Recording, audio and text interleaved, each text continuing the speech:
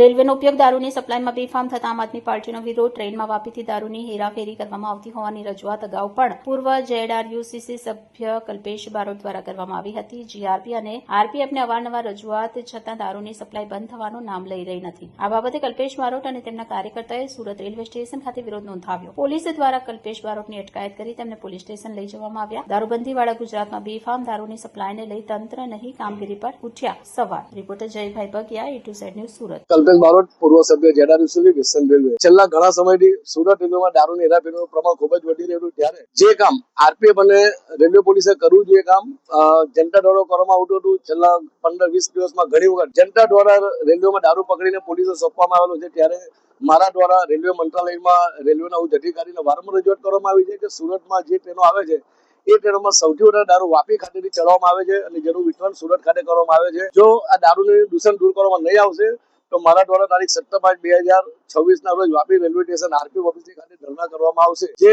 રજૂઆત કરવા છતાં પણ કોઈ કાર્યવાહી રેલવે પ્રશાસન દ્વારા કરવામાં ન આવતા છેલ્લે ગઈકાલે પણ ઉધના રેલવે સ્ટેશન ખાતે 15-20 પેટીથી વધુ દારૂ મુસાફર દ્વારા પકડીને રેલવે પોલીસે સોંપવામાં આવેલો હતો. ત્યારે અમારા નિર્ધારિત કાર્યક્રમ મુજબ આજ રોજ અમે વાપી રેલવે સ્ટેશન ખાતે જવા માટે રવાના થયા. ત્યારે સુરત રેલવે પોલીસ દ્વારા અમારી અટકાયત કરવામાં આવી છે. હાલ મારી સાથે 60-70 જેટલા કાર્યકર્તાઓ છે. બીજા કાર્યકર્તાઓ અમારા વાપી ખાતે પહોંચી ગયા છે, પરંતુ અમારા જે આગેવાન કાર્યકર્તા હતા તેઓને સુરત રેલવે પોલીસ દ્વારા સુરત સ્ટેશન ખાતે ધરપકડ કરવામાં